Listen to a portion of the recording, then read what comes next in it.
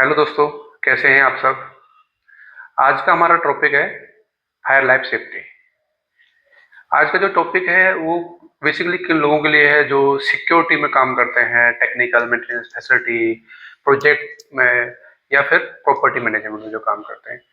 या मैं ये कहूँ कि आज का जो टॉपिक हम कवर कर रहे हैं ये बेसिकली सबके लिए है।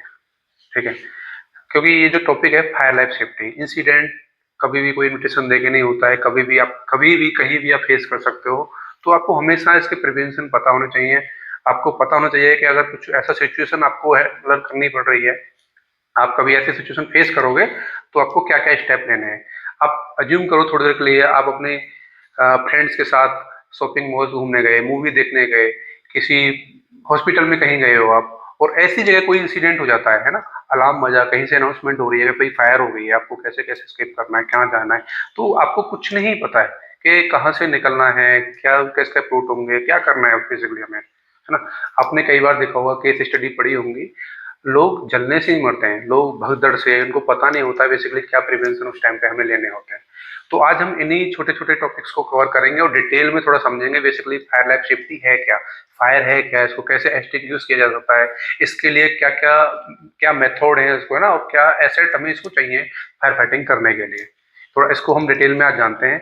तो हम शुरुआत करते हैं अपनी आज की ट्रेनिंग की। What is fire? फायर क्या है basically? Fire basically chemical reaction है। Fire is a chemical reaction between oxygen. हमारे कहाँ पे है ऑक्सीजन? हमारे एटमोस्फेयर में है। फ्यूल, फ्यूल मतलब पेट्रोल डीजल से नहीं होता, फ्यूल आग में जो भी जल सकता है वो आग के लिए फ्यूल है।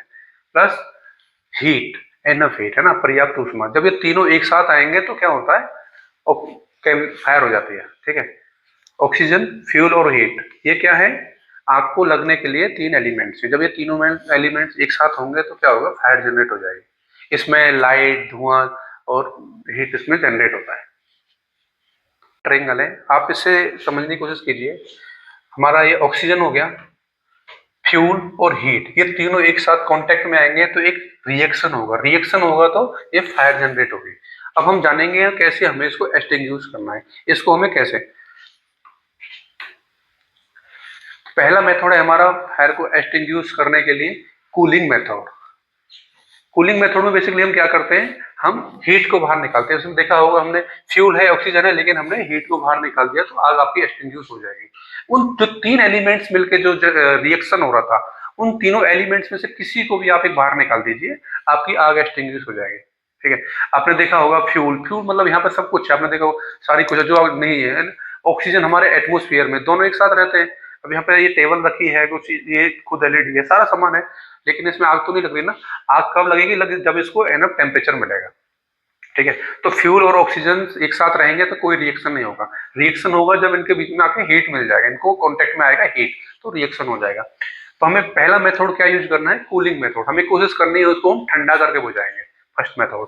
तो हम उसमें क्या करते हैं, हीट को बाहर निकालते हैं। हीट को कैसे निकाल सकते हैं, हमारे पास कुछ ऐसे एक्सटिंग्विशर्स होते हैं लाइक CO2। ठीक है, हम उससे उसको एक्सटिंग्विश कर सकते हैं, उसमें हीट निकाल सकते हैं। प्लस पानी सबसे अच्छा एक्सटिंग्विश मीडिया होता है फायर के लिए, हम पानी डाल के उसको ठंडा कर सकते हैं। कुल मिला के हमें उसकी गर्मी को बाहर करना, हमें हीट बाहर निकालनी है, तो आपको आग ऑटोमेटिक हो जाएगी। नेक्स्ट है हमारा स्मूदरिंग मेथड, यानी कि स्मूदरिंग, ऑक्सीजन कट करना, गला घोटना। आप फ्यूल और हीट एक साथ रहेंगे तो आग नहीं लगेगी। उसमें हम क्या कर रहे हैं, ऑक्सीजन नहीं मिलेगी, जब तक उसको ऑक्सीजन नहीं होगी। आग बेसिकली किस चीज से लग रही थी, फ्यूल, ऑक्सीजन और टेम्परेचर।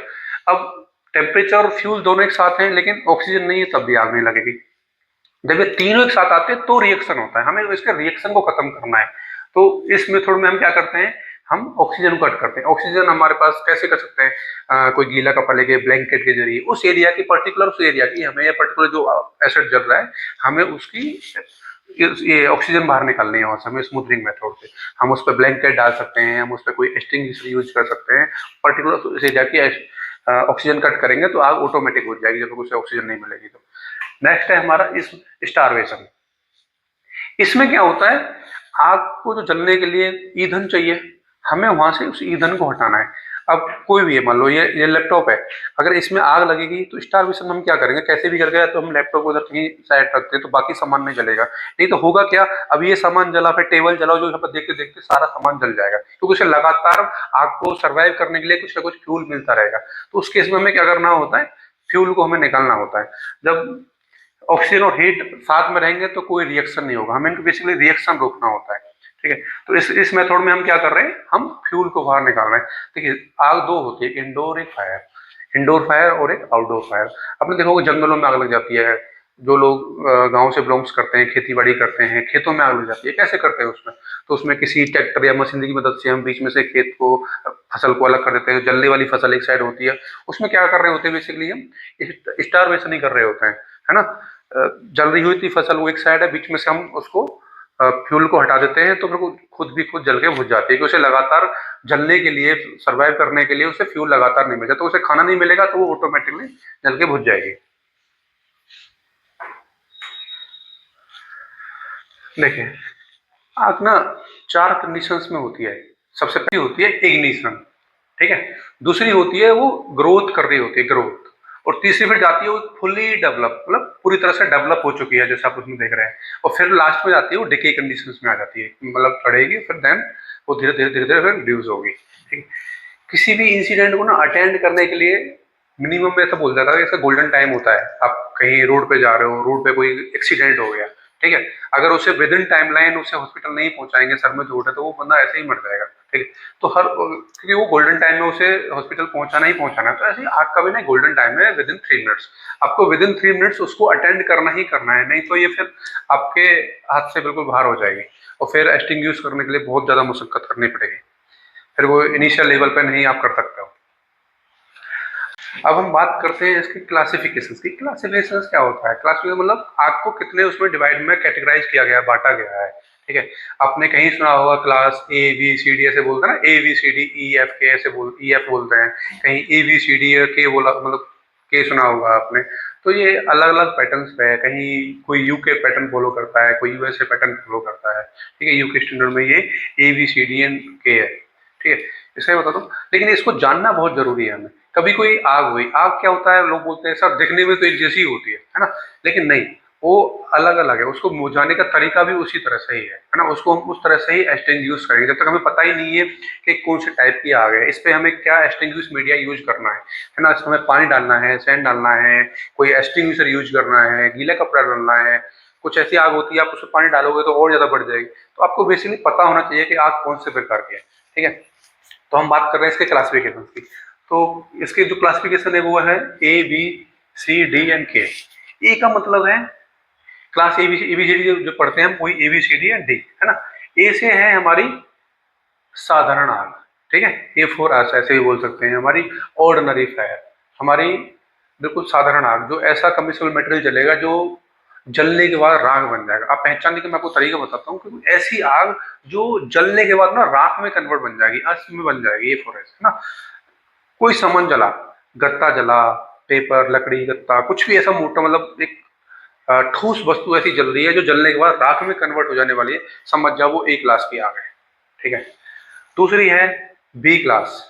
ठीक है, बी में क्या होता है आपका, flammable liquids and gases. Liquids में क्या क्या होते हैं आपके, पेट्रोल, डीजल, ठीक है, केरोसिन, मिट्टी का तेल। गैसेज में होते हैं सीएनजी, पीएनजी, जितनी भी गैसेज है, ये सब में क्या होती है, बी क्लास की आग, इसको हमने बी क्लास में रखा हुआ है। ए क्लास में किसको रखा हुआ है, जो साधारण आग है, जो लकड़ी, पेपर, गत्ता, जो ठोस धातु में जो भी आग लगेगी, जो जलने के बाद राख में कन्वर्ट हो जाएगी, उसको हमने ए कैटेगरी में रखा हुआ है। बी में रखा हुआ है जितने भी लिक्विड्स की आगे में, लिक्विड्स में आ जाएंगे आपके पेट्रोल, डीजल, केरोसिन, जो भी आपके हैं ना, और गैसेज में आपके सीएनजी, पीएनजी, एलपीजी, जो भी जितनी भी गैसेज है, ठीक है, वो सब कितने आएंगे, बी क्लास में। ऐसी, या फिर पहचानने का एक और तरीका है, ऐसी कोई आग जो जलने के बाद ना राख नहीं बन रही है, जैसे पेट्रोल जलेगा राख नहीं बनती है, डीजल जलेगा राख नहीं बनती है ना, ऐसा कोई सामान जल रहा है जिसको राख में कन्वर्ट नहीं होने वाला है वो जल्दी से, तो आप समझ जाओ ये बी क्लास की आग है। सी है हमारा, नेक्स्ट क्या है, सी। सी क्लास की आग कौन सी होती है, एनर्जाइड इलेक्ट्रिकल इक्विपमेंट्स लाइक ट्रांसफार्मर हो गया हमारा, जिसमें इलेक्ट्रिसिटी इन्वॉल्व है, जिसमें इलेक्ट्रिसिटी अवेलेबल है, ऐसा कोई इक्विपमेंट चल रहा है, वो आएगा सी क्लास की कैटेगरी में। ठीक है, अगला होता है डी क्लास। D4, डी की है डायनामाइट, है ना। डी को हम कैसे करते हैं, डायनामाइट, मेटल की आग, जैसे यूरेनियम, प्लेटिनम, आयरन, चांदी, मतलब लोहा, सोना, ये सब गोल्ड, प्लेटिनम, जितने भी होते हैं ना, जितने भी धातु है हमारे, जितने भी मेटल्स हैं, वो सबको हमने डी में कैटेगराइज किया हुआ है, ठीक है। इसको एक्सटिंग्विश करने का अलग से मेथड यूज करना होता है। नेक्स्ट है हमारा के से आप समझो, के फॉर किचन, है ना। किचन में कैसी भी आग लग रही है, चाहे वो लिक्विड मटेरियल है, चाहे वो सॉलिड मटेरियल है, कैसा भी कोई भी आग लग रही है, वो सब हमने किचन को हमने सेपरेट कर दिया, किचन की आग। अब हम समझते हैं हमारे पास कौन कौन से एक्सटिंग्विशर्स बिल्डिंग्स में अवेलेबल होने चाहिए, नहीं है तो इनके बारे में जानकारी जो मोस्टली हर जगह अवेलेबल होते हैं, और अब कहीं भी हैं तो आपको इनके बारे में पता होना चाहिए, ठीक है। पहला हम बात करेंगे वाटर टाइप। कौन सा? वाटर मतलब पानी वाला। ये कहाँ पे यूज होता है? ये एक क्लास की आग के लिए यूज होता है, और इसका जो कलर कोड होता है वो होता है रेड, ठीक है। कलर कोड उस पर लिखा होता है ए क्लास, ठीक है, उस पर सिंबल्स लिखे होते हैं। बाकी उसका अगर आप येलो कलर का सारे ही होते हैं, उसकी जो पूरी बॉडी होती है वो येलो कलर की होती है, लेकिन उस पर रेड कलर की स्ट्रिप भी लगी होगी, तो वाटर वाटर वाटर लिखा भी होगा, आप उससे ही पहचान सकते हो। पानी को आपको कहाँ पे यूज करना है? साधारण आग में। ऐसी कोई आग जो जलने के बाद राख में कन्वर्ट होगी, आप आग बंद करके पानी उस पर चला सकते हो। दूसरा है आपका फॉर्म टाइप का, ठीक है। फॉर्म मतलब झाग, है ना। सुबह सुबह आप शेविंग करते हो ना, फॉर्म लगाते यूज करते हो, कपड़े धोते हैं, साबुन झाग बनते हैं, फॉर्म, ठीक है। फॉर्म कहाँ यूज होता है हमारा? ए क्लास की आग और बी क्लास की आग। ए क्लास पे वो पूरी तरह से शायद एक्सटिंग्विश ना करे, लेकिन पूरा उसको रोकथाम करेगा, लेमिनेट तो करेगा ही करेगा उसको, तो आप यूज कर सकते हो। लेकिन बेस्ट है ये बी क्लास के लिए, बेस्ट है ये लिक्विड की आग के लिए। आप पेट्रोल में आग लग रही है, सीएन, है ना, आपके डीजल में आग लगी है, डीजल की कोई कंटेनर में आग लगी, आप उसमें पानी डालो, क्या करोगे? पानी क्या होता है ना, इसका पीएच वैल्यू, पृष्ठ तनाव ज्यादा होने के कारण ये पानी क्या होता है, इसमें ऑक्सीजन अवेलेबल होता है, तो ये नीचे बैठता है, और डीजल आपका ऊपर आएगा। आप उसमें पानी डालोगे तो पानी नीचे बैठेगा, और पेट्रोल डीजल आपके ऊपर आएंगे, तो आग और ज्यादा भड़केगी। अब आप सबको व्हीकल यूज करते हो, आप गाड़ियां चलाते हो, है ना। बाइक की आपकी टंकी में कहीं बाहर खड़ी हो जाए, थोड़ा सा पूरी टंकी भरी हुई है आपकी पेट्रोल से, लेकिन थोड़ा सा पानी उसमें अंदर नीचे चला गया, तो क्या होगा? स्टार्ट नहीं होता है ना, नीचे कार्बन जम जाती है, तो आप समझ जाओ, तो पानी क्या होता है? पानी नीचे बैठ जाता है, ठीक है। वही से सिम। तीसरा है हमारा CO2 type. CO2 carbon dioxide, है ना। आग किससे मिलकर लग रही थी? ऑक्सीजन, है ना। आग में क्या एलिमेंट मिला हुआ था? ऑक्सीजन। फ्यूल टेम्परेचर पर याद रखता हूँ, तो इसमें क्या है? ऑक्सीजन का कार्बन डाइऑक्साइड, उसका अपोजिट, ठीक है। O2 नहीं है, सिर्फ CO2, ठीक है। तो CO2 क्या करेगी? उस O2 को बाहर निकालेगी, उसकी ऑक्सीजन को कट करेगी, और दूसरा कूलिंग मेथड उसमें वो यूज होती है, ठीक है। तो CO2 को हम कहाँ यूज कर सकते हैं? बेसिकली क्लास बी और क्लास सी के लिए। जो सबसे अच्छी होती है ये क्लास सी के लिए होती है। किसके लिए होती है?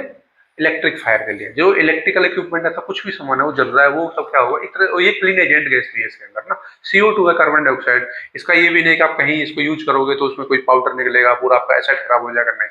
पहला फायदा है इसका, क्लीन एजेंट होता है। दूसरा फायदा इसका ये होता है, जो एक्सटिंग्विशर्स होता है, मैं आपको दिखाऊंगा आपका आगे, लेकिन वो आप पहचान लीजिए, उसमें हैंडल लगा होता है, ठीक है। जो उसका डिस्चार्ज हॉर्न होता है वो सबके इसका होता है, रबर का होता है, और रबर इलेक्ट्रिसिटी की ना आइसोलेटर होती है, ठीक है। तो आपको इलेक्ट्रिसिटी का भी करंट लगने का खतरा नहीं है, तो आप उसको आप डायरेक्टली इलेक्ट्रिसिटी फायर पे आप यूज कर सकते हैं। अगला है हमारा एबीसी टाइप। आपने बोला होगा ना एबीसी, हर जगह सुना होगा, एबीसी टाइप उठा ला, वो मल्टीपर्पज एक्सटिंग्विशर्स हम उसको बोल देते हैं। उसमें होता है ड्राई केमिकल पाउडर, मोनोमोनियम फास्फेट उसको मैप बोलते हैं, ज्यादा हम डिटेल में जाएंगे तो। और ये अवेलेबल होता है 1 kg, 2 kg, 4 kg, 5, 9 kg, ठीक है। इसको हम kg में, तो उसके अंदर क्या होता है? सूखा पाउडर, ठीक है। वो भी क्या करता है? स्मूदरिंग मेथड से आग बुझाता है। तो इसको एबीसी इसलिए बोल देते हैं, मल्टीपर्पज, मतलब किसी भी आग पे आप इसको यूज कर सकते हो, क्लास ए की, क्लास बी, क्लास सी, इसलिए इसको एबीसी टाइप भी बोल देते हैं। लेकिन कहीं इसको मतलब ये होता कौन सा? Basically dry chemical powder, DCP type. अगला होता है के टाइप का एक्सटिंग्विशर्स। के से किचन का एक्सटिंग्विशर्स। अच्छा, मैं कलर कोड आपको बताना भूल गया। हाँ, वाटर टाइप का होता है रेड, ठीक है। फोम टाइप का होता है ब्राउन, उसमें एक्सटिंग्विशर पूरा रेड रहेगा, उसकी जो बॉडी रहेगी बाकी, लेकिन उसमें जो स्ट्रिप लगी होगी वो लिखा होगा, वो फोम जो लगा होगा वो क्रीम कलर का, है ना, ब्राउन कलर का। नेक्स्ट है CO2।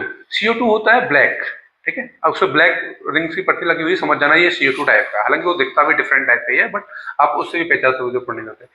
ये एबीसी होता है, ये होता है ब्लू, ठीक है। उसमें ब्लू स्ट्रिप होगी, और ये के वाला होगा येलो, इसकी एसएस की बॉडी होगी, अपने जो देखा होगा, और इस पर येलो कलर का के टाइप ऐसा लिखा हुआ होगा, ठीक है। तो इसको हम कहाँ यूज कर सकते हैं? इसके अंदर क्या होता है बेसिकली?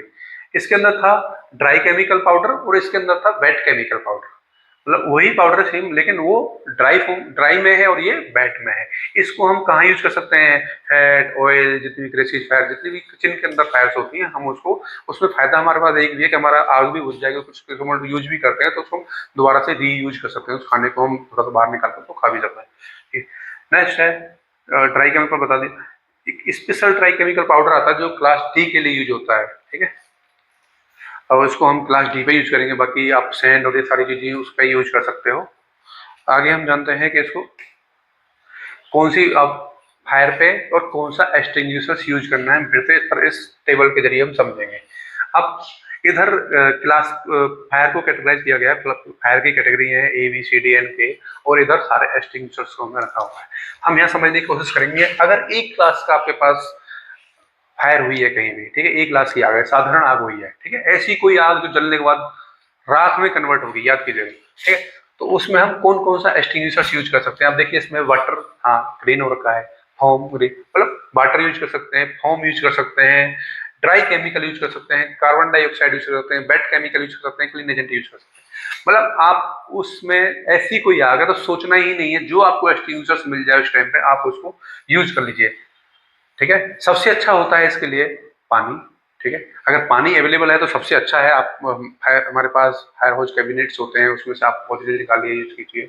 नहीं है हमारे पास एक्सटिंग्विशर्स अवेलेबल, जल्दी जल्दी जो वाटर वाला मिल जाए सबसे बेस्ट है। फोम वाला कुछ ऐसे हैं जो पूरी तरह से उसको एक्सटिंग्विश नहीं करेंगे, लेकिन उसको एलिमिनेट करके रखेंगे, उसे आगे नहीं बढ़ने देंगे जब तक हमारे फायर फाइटिंग टीम पहुंचेगी, जो है तो उसको रोकथाम करके रखेंगे। बी क्लास, ये बहुत इंपॉर्टेंट है जानना। इस पे गलती से भी पानी नहीं चलाना है, अगर पानी चलाएंगे तो आग और ज्यादा भड़केगी। ठीक है, दूसरा है फोम, हाँ आप बिल्कुल चला सकते हो। ड्राई केमिकल पाउडर यानी कि एबीसी वाला, वो तो मल्टीपर्पज है, उसको तो कहीं भी आप यूज कर सकते हो। कार्बन डाइऑक्साइड आप यूज कर सकते हो, क्लीन एजेंट आप यूज कर सकते हैं। क्लीन एजेंट मतलब जो ऑटोमेटिक एक्सटिंग्विश भी करेंगे और क्लीन हो जाते हैं, जैसे Fe36 चल रहा है, नोवेक का सिस्टम है, FM200 हो गया, ये सब किस में आते हैं? ये क्लीन एजेंट्स में आते हैं। अगला है सी टाइप की आग। सी कौन सी थी? इलेक्ट्रिकल की फायर। इसमें हम पानी यूज नहीं करेंगे। आप इलेक्ट्रिसिटी पानी डालोगे तो क्या होगा? आपको ही शॉक लग जाएगा ना, करंट लगेगा। फॉर्म फॉर्म में भी पानी मिक्स होता है तो उसमें भी आप यूज नहीं कर सकते हो। तीसरा है आपका एबीसी वाला, वो मल्टीपर्पज है, आप उसको तो कहीं भी यूज चलाइए आंख बंद करके। सो सबसे बेस्ट है वो है कार्बन डाइऑक्साइड, CO2 टाइप, आप उसे यूज कर सकते हो, और foam agent, sorry clean agent. अगला है डी टाइप का। डी के लिए सिर्फ ड्राई पाउडर, इनमें से कोई सा एक्सटिंग्विशर यूज नहीं करना है, पानी बिल्कुल भी नहीं यूज करना है, वो ना उसका अफेक्टेड होगा, और उसे एक नेचुरल तरीके से धीरे धीरे धीरे धीरे, और आपको ऐसी कोई आग शायद फेस करने को नहीं मिलेगी। ये बड़ी बड़ी इंडस्ट्री में जहाँ बॉयलर्स वगैरह सभी होते हैं, जो हाई टेम्परेचर वहाँ यूज होगा, तो वहाँ पे आपको ये शायद इंसिडेंट ऐसा हो सकता है। बाकी ज्यादातर आपको जो फेस करने को मिलेगी वो ए बी एंड सी, और किसकी भी केस में के टाइप के। नेक्स्ट है के में आपके पास ऑप्शन दिया गया है वेट केमिकल का, अगर नहीं है तो फिर आप देख लो कौन सी, जिस तरह की फायर होगी, इलेक्ट्रिसिटी इक्विपमेंट में लगी है वो यूज कर लो आप, ऑयल में लगी है तो आप फोम यूज कर लो, कुछ ऐसा सामान जल रहा है जो ठोस है, फैट है, आप उसमें ए टाइप का यूज कर लीजिए।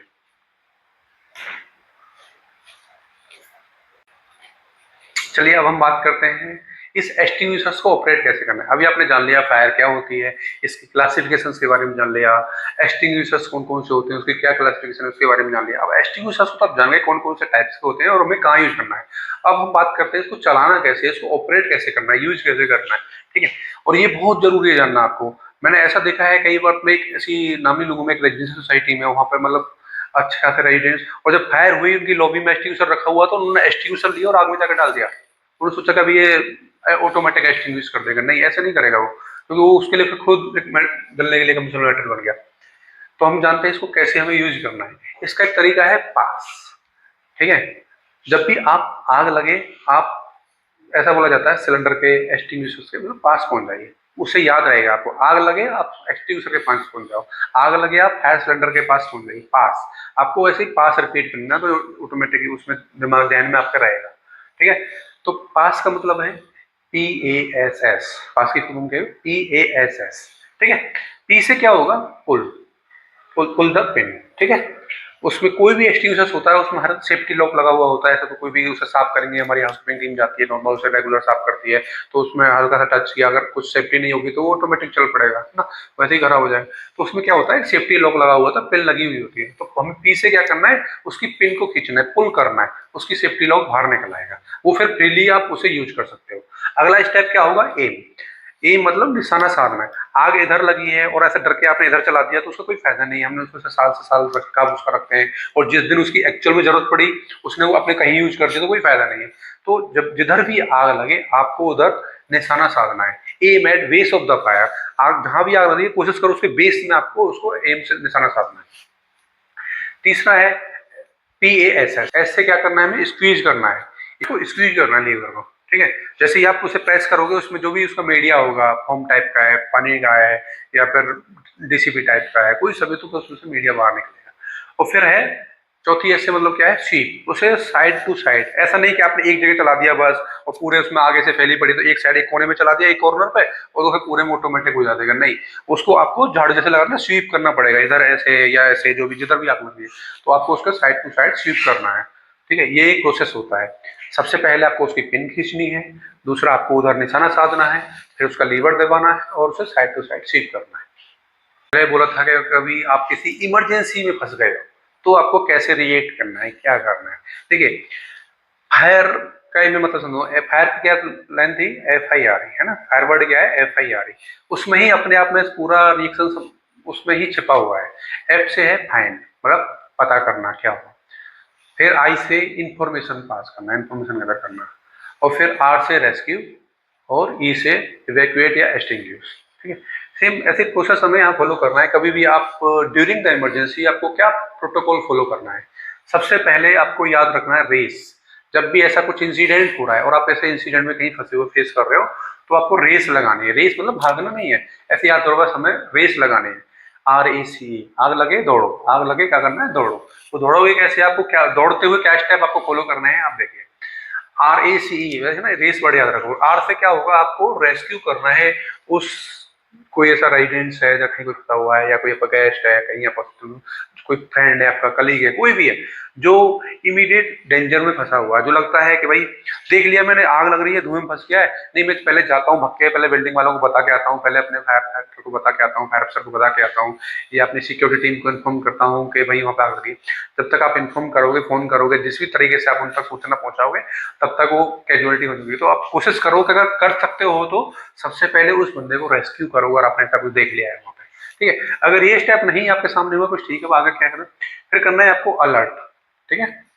आपने देखा, अलर्ट कैसे करोगे, आप कहीं काम कर रहे थे, है ना, आप कहीं गए हुए थे, आपने देखा कोई फायर हो गई है, तो ठीक है, रेस्क्यू करने की ऐसी कोई नौबत नहीं है, तो लेकिन सबसे पहले आप क्या करोगे, अलर्ट करोगे। अलर्ट आप कैसे करोगे, आप फोन करके भी कर सकते हो, ठीक है। फोन नहीं है, वहाँ पे कोई गार्ड आसपास में होगा, उसको बता सकते हो, ठीक है। आप शाउटिंग कर सकते हो, फायर फायर फायर ऐसे करके, ठीक है।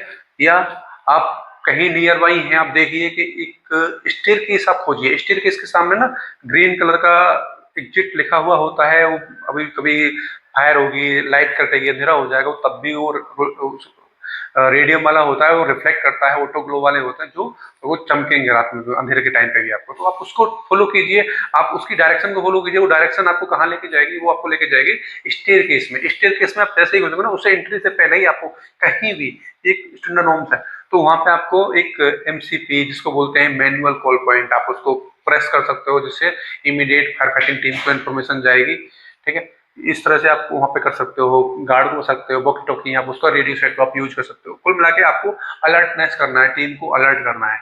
अगला है कंटेन।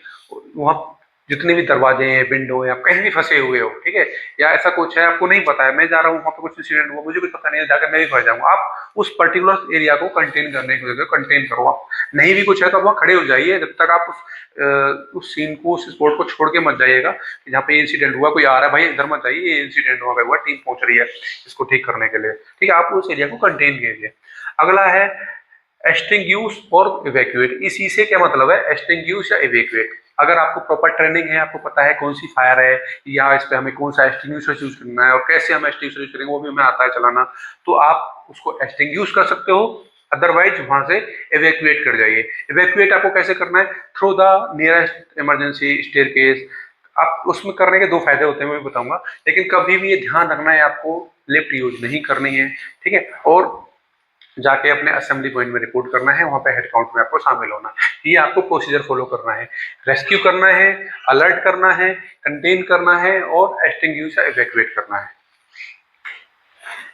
कभी आपके कपड़ों में ही आग लगे, आप फंस गए, ठीक है। आपने ऐसे बहुत सारे केस स्टडी सुने होंगे। एक बार हमारे कहीं इसी दिल्ली में एक होटल में आग लगी, उसमें आपने देखा होगा कितनी सारी कैजुअलिटीज हुई थी, ठीक है। कपड़ों में आग लगी है तो लोग क्या करते हैं, मतलब जैसी आग लगी बचाने के लिए भागेंगे, भागेंगे तो फिर दोबारा सोचो फायर क्या है। फायर एक केमिकल रिएक्शन है, किस किस का, ऑक्सीजन। सबसे पहला ये क्या है, ऑक्सीजन। आप भागोगे तो किसमें कांटेक्ट में आओगे, और ज्यादा ऑक्सीजन आपको मिलेगी, है ना, हवा और ज्यादा फिर उसमें आएगी, जितनी ज्यादा हवा लगेगी फिर आग और ज्यादा फैलेगी। तो हमेशा ध्यान रखना है आपको, क्या करना है, 3 स्टेप वहां फॉलो करना है। जब भी आपके कपड़ों में आग लग जाती है या सामने वाले के भी लग जाती है तो कैसे फॉलो करना है। स्टॉप, सबसे पहले आप मूव मत करिए, वहां पर रुक जाइए। या फिर किसी के कपड़ों में आग लगी है तो उसको भी वहीं पर रोक दीजिए, उसे भगाइए मत, उसको रोक दीजिए, भाई रुक जा, ठीक है। अगला है ड्रॉप, ठीक है, आप ड्रॉप हो जाइए। और तीसरा है रोल, आपको ऐसे करके पूरा रोल करना है, इधर इधर इधर इधर। तो उसमें क्या होगा, ऑक्सीजन कट होगी और आग बुझ जाएगी। या फिर आग लग रही है, उसको गिरा दो ना, उसे हिट करके आप उसे नीचे गिरा दो, और नीचे गिरा के उसे रोल करो, ठीक है। स्टॉप, ड्रॉप एंड रोल, ये प्रोसीजर आपको फॉलो करना है। उसे रोल करके आप बुझा सकते हो, नहीं उस बीच में कोई ब्लैंकेट वगैरह लेके उसे कवर करके आप उसे इस तरह से बचा पाएंगे। लेकिन ध्यान रखना, कभी भी आप ब्लैंकेटिंग आप यूज कर रहे हो उसके लिए, तो उसको हमेशा कंधों से जाके, पीछे से जाके उसको कवर करना है, ना कि आगे से। वो आगे से वो कवर नहीं होगा, आपके हाथ पैर में आ गए, क्योंकि वो जल रहा है, वो उस कोशिश माइंड को अपना खो चुका होगा। तो हमेशा उसको जल्दी से जाके पीछे से पकड़िए और उसको कवर कीजिए, उसको गिरा के रोल कॉल कीजिए। कभी आपने देखा, कहीं आप गए है ना, होटल में स्टे किया हुआ है आपने, एकदम से अलार्म बजता है, अनाउंसमेंट होती है कि भाई थर्ड, हम 4th फ्लोर पे रुके हुए हैं, एग्जाम्पल के लिए सोच के देखो, और 3rd फ्लोर पे आग लग गई है। हम कोई ऐसी जगह हो कि आपकी लॉबी में ही आग लगी हुई, आप निकल नहीं सकते हो, आप फंस चुके हो पूरी तरह से, ठीक है। तो उस केस में आप क्या करोगे, सोचो। थोड़ी देर के लिए आप कहीं ऑफिस में बैठे हुए हो और एकदम से कोई ऐसा बड़ा इंसिडेंट हुआ कि आपके पास निकलने के सारे रास्ते बंद हो गए। आपके घर में जहां पे आप रह रहे हो वहां कोई रास्ता नहीं है आपको निकलने के लिए, एकदम फंस चुके हो। तो आप क्या कीजिएगा, आप उस रूम के अंदर जहां पे भी थे, आप प्रॉपर उसको बंद करो, कंटेन करो। आप उसकी जितनी भी खिड़कियां हैं, दरवाजे हैं, प्रॉपर उन्हें बंद करके, और कुछ ले लो, कोई कपड़ा ले लो, उसे गीला कर लो कुछ के, और उसके जो भी दरार है नीचे से उसको प्रॉपर सील्ड कर दो, सो दैट कि धुआं उसके अंदर ना आए, ठीक है। अब धुआं क्या होता है, धुआं गर्म होने के कारण हल्का होता है, ठीक है। और जो हमारी एटमोस्फेरिक जो नॉर्मल एयर होती है वो हैवी होती है, तो हैवी चीज नीचे है और धुआं हमारा ऊपर रहेगा। धुआं हमेशा देखा वो ऊपर की तरफ जाता है, क्योंकि हल्का गर्म होकर हल्का होता है और ऊपर जाता है, तो धुआं हमेशा ऊपर रहेगा। तो आप क्या करोगे, आप फ्लोर पे लेट जाइए, फ्लोर पे लेट के, और आप अपना कोई भी रूमाल वगैरह लेके, कुछ लेके उसे गीला कर लो और अपना फेस को कवर कीजिए, ठीक है। अगर निकल सकते हो तो क्रोलिंग करके वहां से आप जा सकते हो। अगर पॉसिबिलिटी नहीं है तो आप रेस्क्यू टीम का पहुंचने का इंतजार कीजिए, और रेस्क्यू टीम आपको वहां पर रेस्क्यू करके लाएगी आएगी, ठीक है। लेकिन आपको पैनिक नहीं होना है, खिड़की दरवाजों से कूदना नहीं है, ऐसा कुछ सिचुएशन आपको क्रिएट नहीं करनी है। आप बिल्कुल काम हो जाइए और आप अपने आप को एक कमरे में बंद कर लीजिए, ठीक है, और उसको प्रॉपर सील्ड कर दीजिए और फ्लोर पर लेट जाइए। ये आपको प्रोसीजर फॉलो करना है। अब हम जानते हैं कि बेसिकली बिल्डिंग्स के अंदर क्या क्या इक्विपमेंट्स होने चाहिए। ये कुछ एसेट्स मैंने यहाँ पे मेंशन किए हुए हैं जो फायर फाइटिंग के लिए इक्विपमेंट हमें चाहिए, जो होने चाहिए, और हर जगह होते भी हैं, अवेलेबल्स होती है। तो आपको पता होना चाहिए कि इसका क्या काम है, इसको हमें कैसे यूज करना है, ठीक है। हमारी बिल्डिंग्स में डिटेक्शन एंड अलार्म सिस्टम होना चाहिए। उसमें क्या होता है, डिटेक्टर होते हैं, कहीं भी आग लगेगी, हल्का सा स्मोक होगा तो सबसे पहले वो डिटेक्ट करेगा, डिटेक्ट करके आपकी फायर फाइटिंग टीम को इन्फॉर्म करेगा, ठीक है।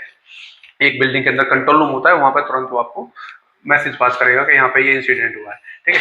बिल्डिंग्स के अंदर ऑटोमेटिक एक्सटिंग्विश सिस्टम्स लगे हुए होते हैं, जो स्प्रिंकलर सिस्टम्स होते हैं, ठीक है। वो क्या होगा, कभी भी आग लगेगी एक सर्टेन टेम्परेचर जैसे ही बढ़ेगा, है ना, हमारे वो डिपेंड करता है आप किस एरिया में हो, ठीक है। अगर मैं यहाँ की बात करूँ, मैं दिल्ली एनसीआर में हूँ, तो यहाँ पे कौन सा यूज होगा वो डिपेंड करता है क्या टेम्परेचर में हो जाता है। यहाँ पे 68 वाला यूज होगा, ठीक है, रेड कलर का। तो जैसे 68 डिग्री टेम्परेचर उसके स्प्रिंकलर के पास पहुंचेगा, उसका जो उसमें बल्ब होता है थाइक वो बस्ट होगा, और उसमें वो एक तरह से वेट राइजर से कनेक्टेड होता है। फायर जब लगेगी तो उसमें क्या होगा, पानी निकलेगा और वो ऑटोमेटिक एक्सटिंग्विश करेगा, ठीक है। कभी कभी पूरी तरह से एक्सटिंग्विश कर देता, नहीं तो वो उसको रोकथाम करके रखेगा जब तक उसमें मैनुअली से टीम पहुंच रही है करने के लिए।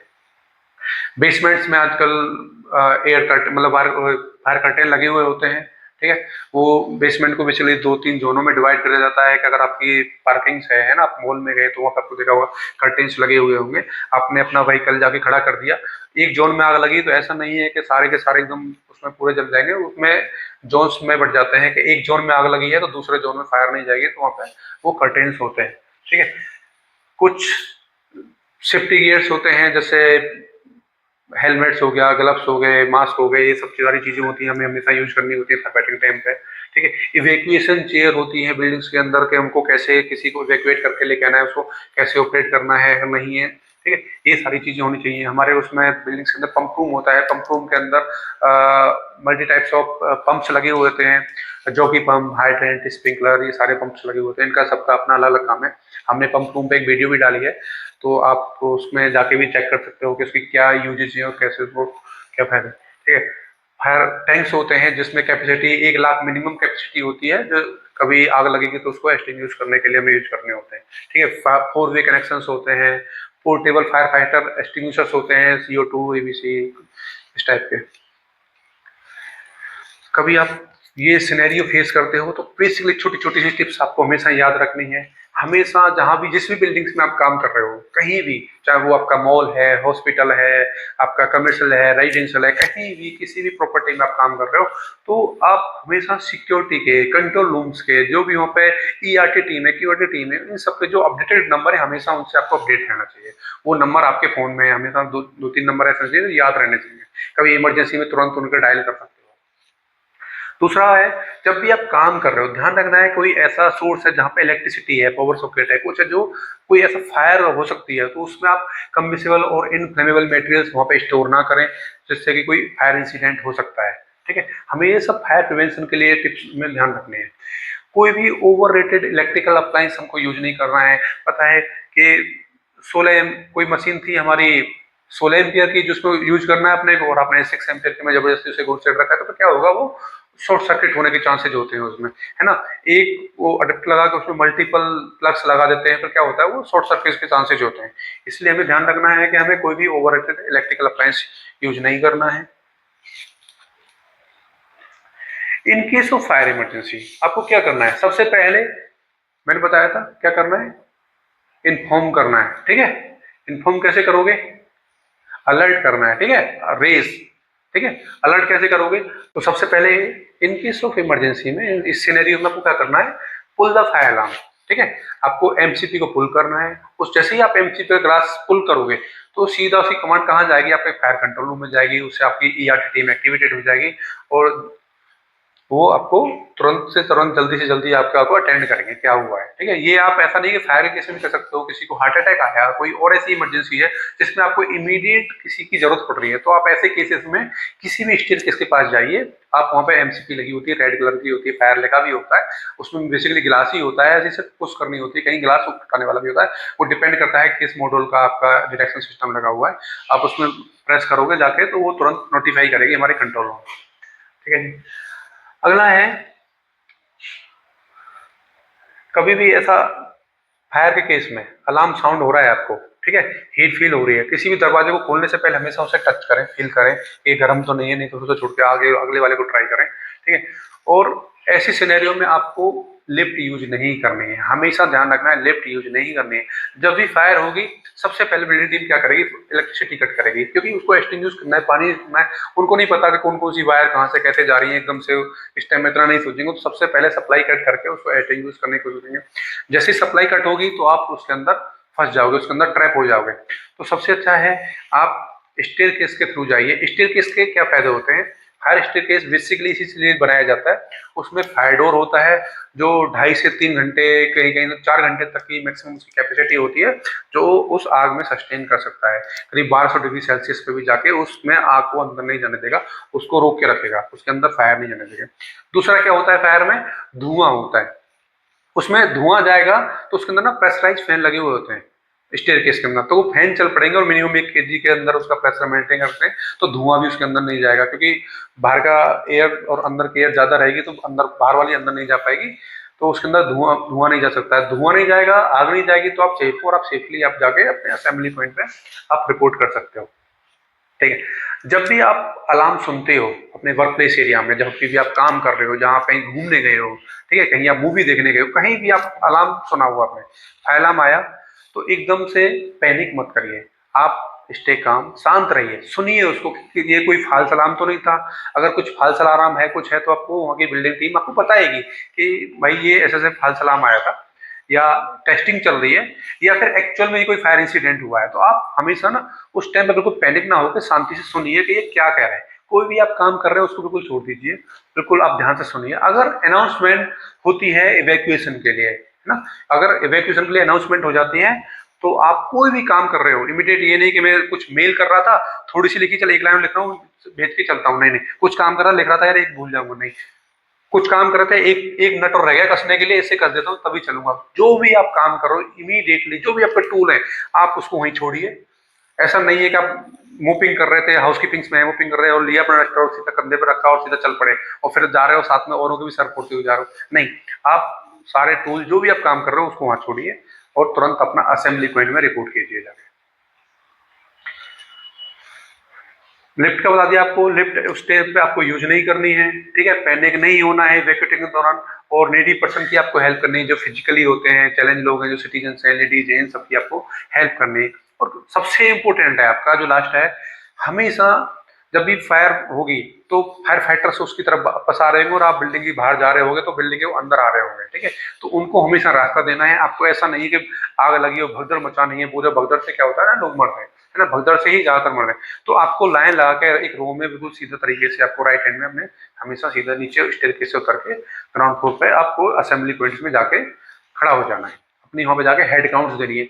ऐसा भी नहीं करना है कि आप गए अपना बैग उठाया और कैसे भी करके किसी जैसे निकल गए और वहां पे बिल्डिंग टीम आपको ढूंढ रही है कि फलाना बंदा कहाँ गया, और फिर सर्च टीम जाके वहां पर रेस्क्यू ढूंढ रहे हैं, बंदा नहीं मिल रहा है, ठीक है, तो उनके साथ हमेशा हमको कोऑपरेट करना है। जाके असेंबली पॉइंट में हमेशा बताना है, रिपोर्ट अपना हेड काउंट जरूर देना है आपको कि मैं यहाँ था और यहाँ पे आ गया। Thank you. तो आज का टॉपिक यही था हमारा। उम्मीद करता हूँ आपको ये सारा समझ में आया होगा। अगर किसी को कुछ डाउट है, क्वेश्चन है, तो हमें कमेंट करके बता सकता है। हमारा इस चैनल का सिर्फ मोटिव इतना सा ही है कि काम करने के साथ साथ हम थोड़ा सा अपने ज्ञान को धीरे धीरे धीरे बढ़ाते रहें, और हम कोशिश करते हैं कि अपने डेली बिजी शेड्यूल में से थोड़ा टाइम निकाल के लिए आपके लिए अलग अलग टॉपिक्स पे कुछ जानकारी नहीं लेके आए, सो दैट कि हमारे जो इस प्रोफेशन में काम कर रहा है, प्रॉपर्टी मैनेजमेंट सब में काम कर रहा है, वो एक बिल्डिंग के बारे में एटलीस्ट इतना तो जानता हो, ठीक है। और आज का टॉपिक तो ऐसा सबके लिए था, ये तो आप ऐसी सिनेरियो है कि कहीं भी आप कभी भी फेस कर सकते हो इसको, तो हमेशा इन चीज़ों के बारे में जानकारी हमेशा गैदर करनी चाहिए, जिस भी प्लेटफॉर्म से मिले आपको। ऐसी जानकारी आप कहीं से भी आपको मिले तो ये हमेशा गैदर करनी चाहिए और आपको पता होना चाहिए, ठीक है। ऐसा नहीं है कि ये आज मेरा काम नहीं, मुझे कभी जरूरत नहीं पड़ेगी, कभी भी कहीं भी पड़ सकती है आपको। आपने देखा जापान में ना स्कूल टाइम से ही बच्चों को बताते हैं कि अगर अर्थक्वेक आएगा तो उसको क्या प्रिकॉशनरी मेजर्स फॉलो करने हैं, तो पता होता है, बच्चे बच्चे को पता है कि अगर ऐसा कोई इंसिडेंट होता है तो हमें क्या करना है, ठीक है। तो यही बस हमें रेगुलर रूटीन में लेके आना है कि ऐसा कोई सिनेरियो हम फेस करेंगे तो एटलीस्ट हमें उसके बारे में जानकारी होना चाहिए। तो उम्मीद करता हूँ कि आप सबको ये पसंद आई होगी, और कुछ आपके डाउट्स हैं, कुछ है, तो आप हमें कमेंट करके बता सकते हो और हम कोशिश करेंगे हम उनके आपको क्लियर करें। Thank you.